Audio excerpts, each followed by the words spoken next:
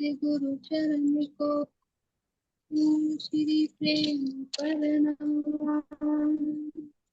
अशुभ हरण मंगल करण श्री देव चंद्र जी नाम। श्री प्राणनाथ निज मूलपति श्री मिहिर राधि शुभ नाम। तेज कुमार श्यामा श्री प्राणनाथ तुम सत्य हो तुमसे चलत जहाज। मैं धूम करूंगी की। श्री प्राणनाथ प्यारे की जय। श्री सतगुरु महाराज की जय। आप सभी के श्री चरणों में मेरा प्रणाम प्रणाम है।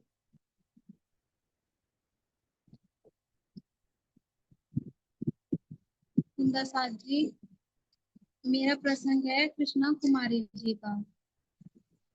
एक कृष्णा कुमारी जी को थी सादरा की और एक थी दिल्ली की। तो ये जो वर्णन है ये सादरा वाली कृष्णा कुमारी जी का है। तो जो ये कृष्णा कुमारी जी थी ये दिल्ली जाया करती थी। तो जब ये दिल्ली जाती थी तो ये महाराज जी के बारे में बहुत प्रशंसा सुनती थी कि भाई ऐसे ऐसे शेरपुर में महाराज जी हैं और वो बहुत अच्छी ज्ञान चर्चा सुनाते हैं। तो इनके अंदर इच्छा हुई कि क्यों ना मैं भी उनके दर्शन करने जाऊं। तो ये दर्शन करने के लिए जब शेरपुर में मेला लगता है तो जब ये वहां पर दर्शन करने के लिए चली जाती है। तो जब ये शेरपुर जाती है तो शेरपुर की धरा पे जब ये अपने कदम रखती हैं तो कदम रखते ही इन्हें एक अजीब सा मतलब शांति सी महसूस होती है। बहुत सुकून मिलता है कि जैसे पता नहीं मैं कहाँ आ गई। बहुत अच्छा लगता है मतलब एक राज्य के धाम पे जाने के बाद। तो जब ये जाती है वहां उस धरा को प्रणाम करके जब ये आगे बढ़ती है दर्शन करने के लिए महाराज जी के यहाँ जाती है। तो जब ये महाराज जी को देखती हैं महाराज जी के चेहरे को देखती हैं तो इन्हें मतलब ऐसा और अंदर से खिंचाव हो रहा था कि कोई जबरदस्ती मुझे ये कह रहा हो कि महाराज जी के चरणों में झुक और नतमस्तक हो जा प्रणाम करूं उनको चरणों में झुक के। अरे कोई अंदर से जैसे खिंचाव हो जाता है। तो इन्होंने मन में ज्यादा विचार नहीं किए ये सीधा महाराज जी के चरणों में जाके झुकी और महाराज जी को नतमस्तक होके प्रणाम करा महाराज जी के चरणों में। तो इन्हें जब इन्होंने महाराज जी के चरण छुए तो उन्हें एक अजीब सा खिंचाव हुआ जैसे कोई शक्ति इनके अंदर प्रवेश कर रही हो। कृष्णा कुमारी जी के इन्हें बहुत सुकून मिला महाराज जी के चरणों को छूकर। एक जैसे हृदय को शांति सी मिलती है दिल में एक ठंडक सी पड़ती है तो इस तरह का इन्हें सुकून मिला महाराज जी के चरणों को छूकर। तो ये वहां पर रुकी 7 दिन। चर्चा सुनी उन्होंने वाणी चर्चा सुनी महाराज जी की। तो उस दिन महाराज जी 25 पक्षों का वर्णन कर रहे थे कि भाई कैसे हमारा रंग महल है कैसे हमारा मूल मिलावा हमारा परम धाम कैसा है कहाँ है। तो मतलब इनके अंदर इच्छा हुई महाराज जी की चर्चा सुनते सुनते कि ये महाराज जी कहाँ की वर्णन कर रहे हैं कहाँ की लीला सुना रहे हैं मतलब ये परम धाम कहाँ है रंग महल कहाँ है कैसा मूल मिलावा है। तो इनके अंदर ही अंदर सवालों की उथल पुथल शुरू होने लगी। तो ये विचार उठे थे इनके अंदर कि महाराज जी कुछ अलग ही लीला सुना रहे मतलब ऐसा तो मैंने आज तक कहीं सुना ही नहीं कि परम धाम रंग महल मूल मिलावा ये महाराज जी कहाँ की लीला सुना रहे हैं। तो जब ये अंदर ही अंदर महाराज जी की बातों को सुन के तो इनकी दृष्टि जब महाराज जी की दृष्टि से पड़ती है तो जब ये महाराज जी की नजरों में देखती है ना कि इन्हें एक अजीब सा महसूस होता है मतलब ये महाराज जी को देख के ऐसा महसूस करती है कि इनके अंदर कुछ और ही लीला हो रही है मतलब इनके अंदर कुछ और चीज है मतलब एक खिंचाव सा हुआ। तो उनके अंदर जब विचार आया कि बाहर से तो एक नॉर्मल इंसान का स्वरूप है जैसे सबके सदगुरु होते हैं ऐसे ये भी सब लेकिन इनके अंदर कुछ और चीज है एक कुछ अलग सा खिंचा हुआ। उनके अंदर सवाल उठने लगे कि महाराज जी के अंदर ऐसा क्या है मतलब कैसी ये लीला सुना रहे उन्हें बहुत आनंद आ रहा था अंदर। तो ऐसे ही मैं चर्चा सुनती थी महाराज जी की। चर्चा सुनने के बाद 7 दिन उन्होंने चर्चा सुनी। फिर एक दिन महाराज जी कीर्तन वाणी में से दुख की कुछ चौपाइयों का वर्णन कर रहे थे। महाराज जी बता रहे थे कि दुख से ही हमें धनी मिलेंगे, क्योंकि हमने मूल मिलावे में दुख का ही खेल मांगा। ये जो प्रकृति रची गई है ये सिर्फ हमारे लिए रची गई है, क्योंकि हमारी इच्छा हुई थी कि हम दुख का खेल देखें, तो इसलिए हम यहाँ दुख देखने सारी रूहें आई। तो फिर उनके अंदर फिर सवाल उठा कि महाराज जी कौन से दुख की बात कर रही है, अब ये दुख क्या चीज है, ये कौन सा दुख है जिससे महाराज प्रियतम मिलेंगे। तो वे जब उनके अंदर सवाल उठे तो वे महाराज जी से पूछ लेते हैं कि महाराज जी ये कौन सा दुख है और कैसे इनसे मतलब धनी जी मिलेंगे, कौन सा दुख है ये। तो महाराज जी बोलते हैं कि तुझे चाहिए वाला दुख, तुझे देखना है दुख क्या होता है। तो वे ज्यादा सोचते नहीं विचार नहीं करते, वे एकदम से हाँ बोल देते कि हाँ मुझे तो देखना है। फिर महाराज जी कहते हैं कि सोच ले, कभी फिर आए मेरे पास फिर कहे कि महाराज जी ये क्या कर दिया, कैसा दुख दे दिया, मैं तो बहुत परेशान होगी, फिर तो रोती भी आएगी। तो कहने लगी नहीं नहीं मुझे तो दुख देखना है, अगर मुझे मेरे पिया दुख से मिलते हैं तो मुझे दुख देखना है। तो महाराज जी उन्हें ये दुख रूपी जो उन्होंने इच्छा की थी, महाराज जी उनकी इच्छा पूरी कर देते हैं। फिर वे वहां से चर्चा सुन के अपने घर सागरा वापस चली जाती। और जैसे ही वे घर वापस जाती हैं तो घर जाने के बाद कुछ समय बाद जो उनका काम था, बिजनेस था, वो धीरे धीरे डाउन होने लगा। स्थिति मतलब ऐसी हो गई कि घर में बिल्कुल भी पैसे नहीं रहे, भूखा भी रहना पड़ा, खाना तक नहीं बचा, बच्चे परेशान हो गए भूखे रहकर। अब हम खुद तो भूखे रह सकते हैं लेकिन बच्चों को तो भूखा नहीं देख सकते। जैसे कैसे मैं खुद को तो संभाल रही थी, लेकिन जब बच्चों पर बात आई तो मैं घबरा गई कि अब क्या होगा। अब तो बच्चे भूखे हो रहे, अब क्या होगा, अब कैसे काम चलेगा। मतलब भूखा भी एक बार नहीं कई बार उन्हें भूखा रहना पड़ा, एक भी रुपया घर में नहीं बचा। और तो और कर्जा भी हो गया उनके सर पे, कर्जा भी इधर उधर से ले लिया उन्होंने। तो वे बच्चों को देख के फिर परेशान हो जाती है, तो वे इस बीच फिर शेरपुर जाती है महाराज जी के दर्शन के लिए। शेरपुर चली जाती है, तो चली तो जाती है। फिर महाराज जी से कह चली तो जाती है लेकिन महाराज जी के सामने कुछ कह नहीं पाती, क्योंकि उन्हें ये अपनी कही भी बात याद आ जाती है कि महाराज जी को मैंने ही बोला था कि दुख देखना है, महाराज जी ने तो मना की थी कि नहीं, फिर मुझे मत कहना। तो सुंदर साथ जी यहाँ मेरे अंदर एक विचार ये भी आया कि यहाँ वही वाली लीला हुई जो मूल मिलावे में हुई थी, जब हमने खेल मांगा था और महाराज जी ने हमें मना करी थी कि नहीं तुम भूल जाओगे मुझे, कि नहीं हम तो जाएंगे, हमें तो दुख देखना है, हमें तो दुख देखना है। तो वही लीला यहाँ महाराज जी ने दोबारा हो रहा है। कृष्णा कुमारी जी कहती रही कि नहीं मुझे तो दुख देखना है, महाराज जी मना करते रहे कि नहीं तू वापस आएगी लौट कर आएगी, फिर कहेगी मुझे दुख दे दिया। तो ऐसा ही हुआ, कृष्णा कुमारी जी महाराज जी के पास चली गई। तो जब मैं महाराज जी के पास चली गई, चली तो मैं गई लेकिन मैं महाराज जी से कुछ कह नहीं पाई कि मैं किस मुंह से महाराज जी से ये कहूँ कि हे धनी आपने मुझे दुख क्यों दिया, क्योंकि दुख तो मैंने खुद मांगा था, उन्होंने तो नहीं दिया। ये तो महाराज जी ने प्रसाद के रूप में उन्हें दुख दिया, क्योंकि उन्हें पता था कि इस दुख के बाद अखंड खजाना उन्हें मिलने वाला है।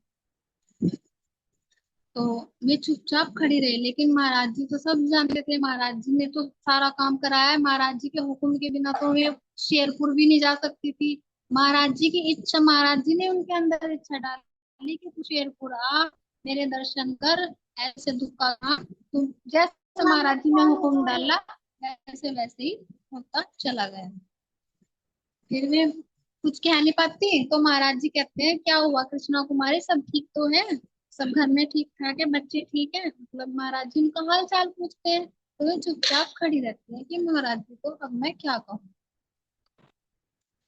महाराज जी को तो सब पता होता है, तो फिर वे गर्दन नीचे झुका के आराम से चुप खड़ी हो जाती है कि अब मैं महाराज को क्या कहूँ जो सब कुछ जान रहे हैं पहले ही, जिन्हें सब कुछ पता है।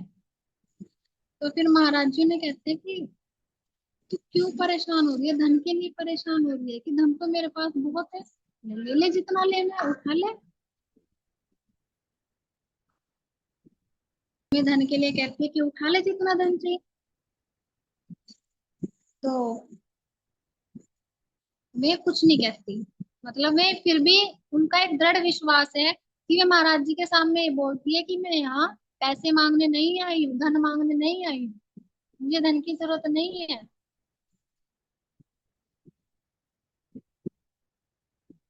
तो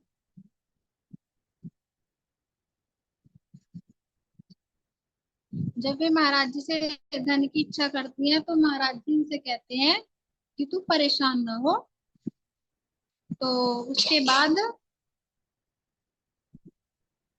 कहते हैं कि नहीं नहीं, मैं, मुझे धन नहीं चाहिए धनी जी, मुझे तो आप चाहिए, आप तो आप जिस हाल में रखोगे मैं उस हाल में रह लूंगी।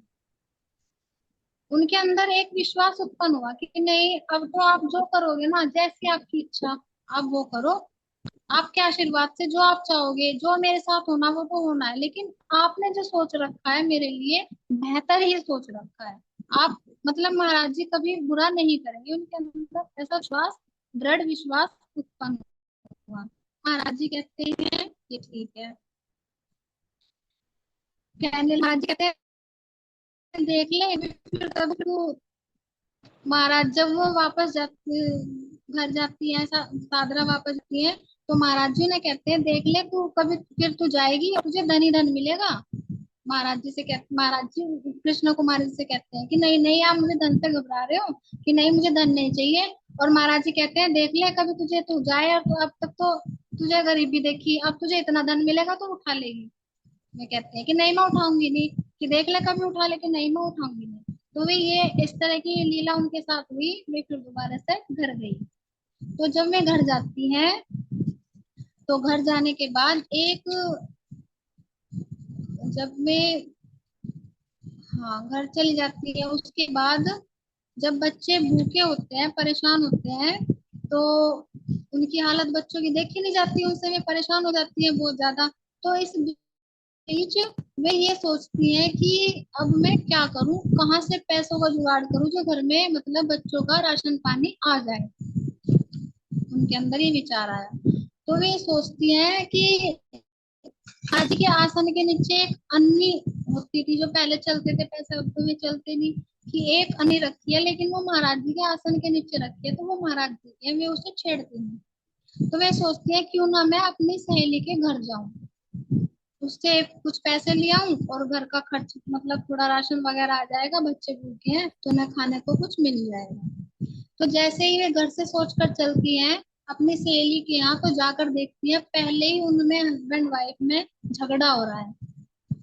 तो जब मैं वहां जाती है, तो ये भी एक महाराज जी की लीला है कि तू चल जहाँ जाएगी। अब वो तो कसनी कसवान की महाराज जी को। तो जब वे वहां जाती है, तो वहां देखती है कि मैं तो पहले झगड़ा हो रहा है, अब मैं किस मुंह से इनसे पैसे दूं कि भाई तुम्हें 5 रुपए दे दे। तो वे वहां से वापस चली आती है, पैसे ले मांगने की उनकी हिम्मत नहीं पड़ती। तो जब वे वापस आती हैं, तो जब वापस आती हैं तो उन्हें दरवाजे पे एक बाबा जी खड़े हुए दिखते हैं। तो वे कहते हैं, बाबा जी कहते हैं माई मुझे कुछ पैसे दे दे, मुझे भूख लगी है, मुझे खाना खाना है। तो वो कहती है भाई मैं तो पहले ही परेशान हूँ, मेरे पास कोई पैसे नहीं है घर में, क्या मैं तो खुद, मेरे बच्चे खुद भूखे मर रहे हैं, मैं कहाँ से तुझे पैसे ला के दूँ अब। तो वो कहते हैं नहीं नहीं आप झूठ बोल रहे हो, आपके मंदिर में आसन के नीचे एक अन्नी रखी है। तो मैं समझ जाती है कि कौन ना हो, ये महाराज जी की कुछ लीला है। महाराज जी चाहते हैं कि घर में एक भी रुपया ना बचे। तो वे एक अन्नी भी उठा के उनको दे देती है कि लो जी आप ये भी ले जाओ, मेरा तो जो होगा अब महाराज जी को पता है, देखी जाएगी।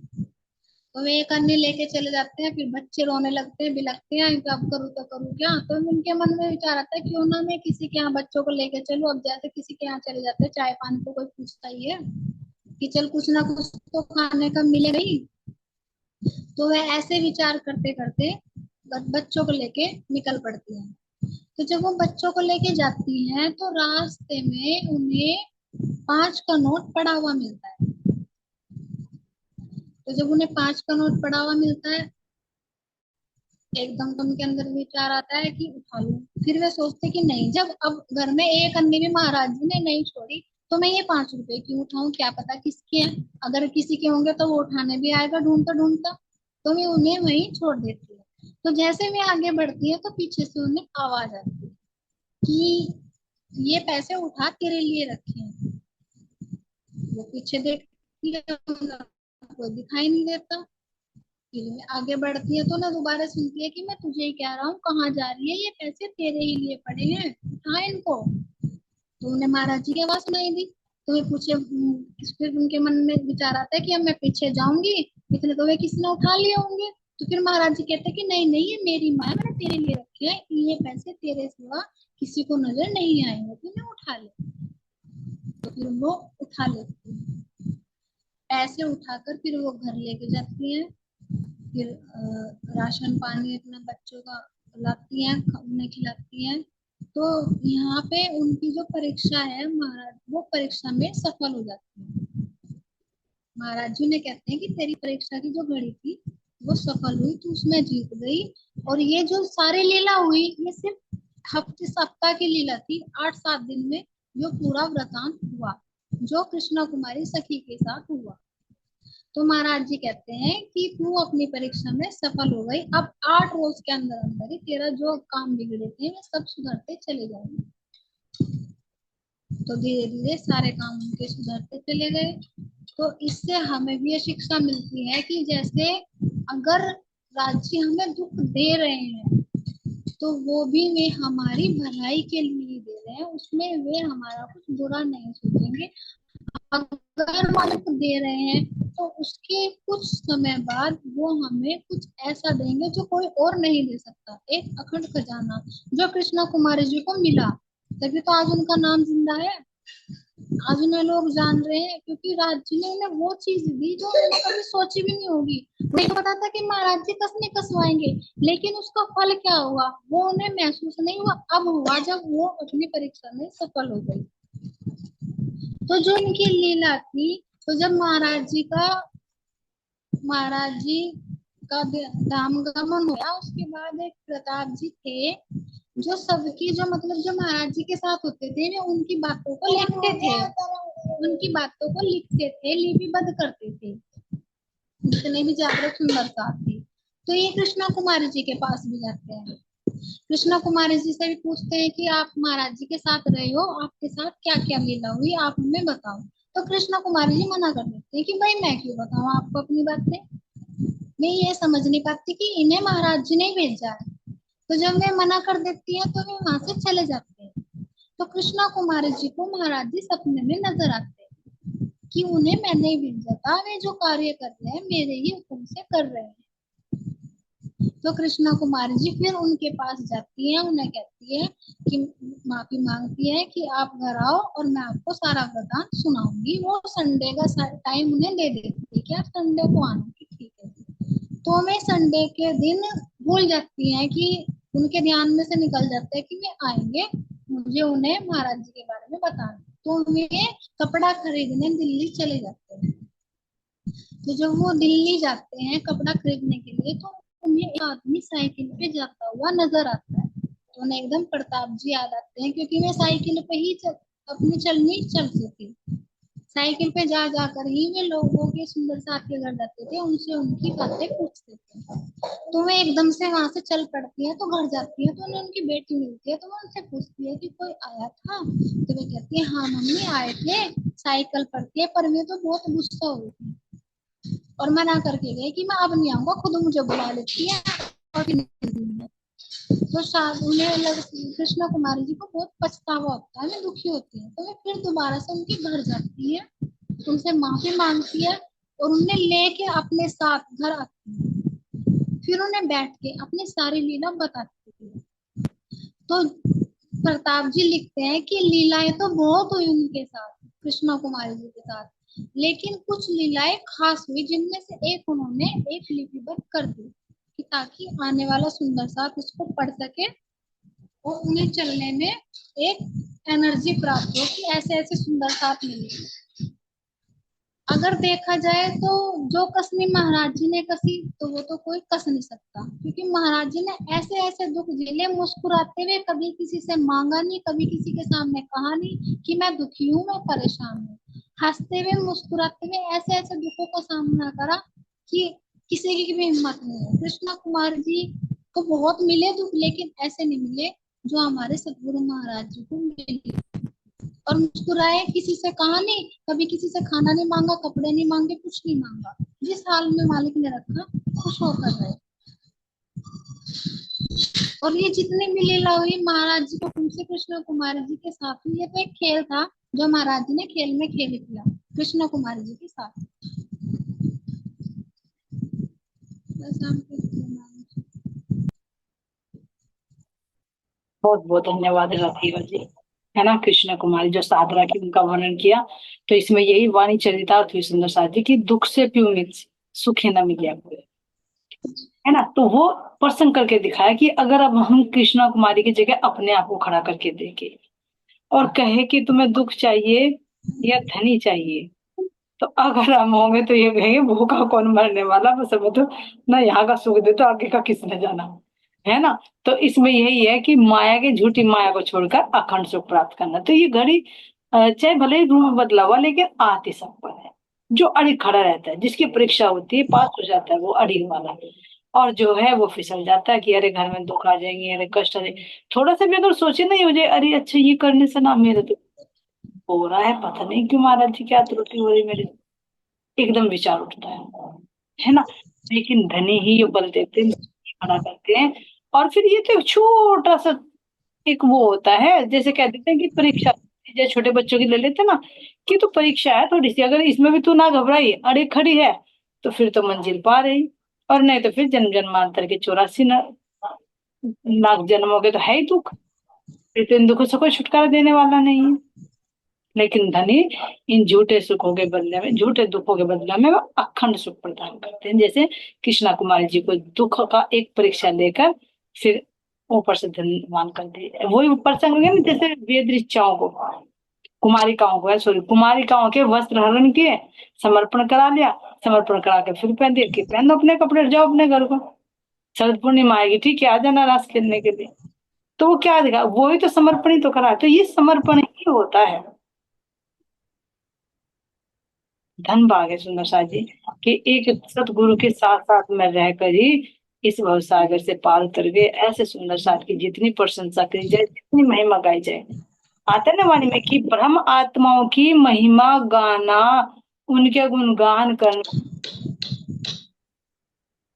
संसार वालों के तो सब गाते ही हैं, लेकिन क्या कह रहे हैं कि जो ब्रह्म आत्माओं की, बीतक में भी हमने पढ़ा था कि जो महिमा गाते हैं, ये सबसे बड़ी बंदगी है उनकी।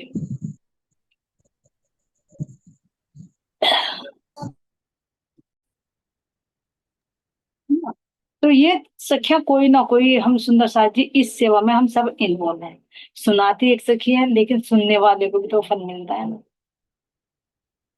इनके साथ में कौन जुड़े हुए हैं, हमारे सतगुरु। तो क्या सतगुरु का स्मरण नहीं हो रहा, सतगुरु का गुणगान नहीं हो रहा? हो रहा। वो ये नहीं है कि भज मन बस बैठ कर अकेले में भजन, ये भजन ही है। सतगुरु का मन भज रहा है, परमात्माओं की महिमा गा रहा है। तो ये कोई ऐसी बाहर की मीटिंग नहीं कि बाहर की मीटिंग है मनोरंजन के लिए।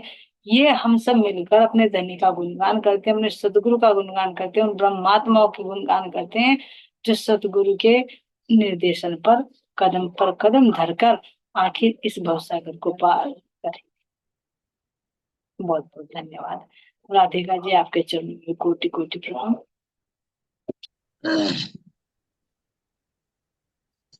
माया में मिले हो तुम, माया से पार कर दो, आत्म के धनी हो तुम। अब मांग मेरी भर दो, माया में मिले हो तुम, माया से पार कर दो, आत्म के धन हो तुम। मांग मेरी भर दो, माया है छल वाली, कृपया अपनी रखना, कहीं पाँव न फिसल जाए, शफकत अपनी भरना, कहीं पाँव न फिसल जाए, शफकत अपनी भरना, एक जाम पिला करके, एक जाम पिला करके, मदहोश मुझे कर दो, तुम के धनी हो तुम, अब मांग मेरी हर में मिले हो तुम, माया से पार कर लो, मैं अंगना तेरी, तुम धाम धनी, अंगना तेरी, तुम धाम धनी, ये मेरे लहरों सागर की, तुम साहिल हो मेरे, मैं लहरों सागर की, तुम साहिल हो मेरे, एक मीठी है वलना, एक मीठी है वलना, खोल नैन आंख भर लो, के धन हो तुम, अब मांग मेरी भर लो, चंद सांस जो है बाकी, बीते तेरे चरणों, चंद सांस जो है बाकी, बीते तेरे चरणों, जीना तेरे चरणों में है, मरना तेरे चरणों, जीना तेरे चरणों में है, मरना तेरे चरणों, अब और न कुछ भाई, अब और कुछ भाई, यही आस पूर्ण कर लो, तुम के धनी हो तुम, अब मांग मेरी भर लो, में मिले हो तुम, माया से पार कर लो। प्रणाम जी। प्रणाम जी, प्रणाम जी। बहुत बहुत धन्यवाद भजन के लिए भी, आपके चरणों में कोटि कोटि प्रणाम। सतगुरु महाराज जी, राजी महाराज जी सब स्वीकार करे। और बस एक ही मांग है अब तो, सब लोगों की, धनी ले चलो, ले चलो, ले चलो। बहुत बहुत धन्यवाद। और जयकारा लगा दीजिए। श्री सद्गुरु महाराज की जय, श्री प्राणनाथ प्यारे की जय। सभी सुंदर साहब के चरणों में मेरा कोटि कोटि प्रेम प्रणाम जी। प्रणाम जी सुंदर साहब।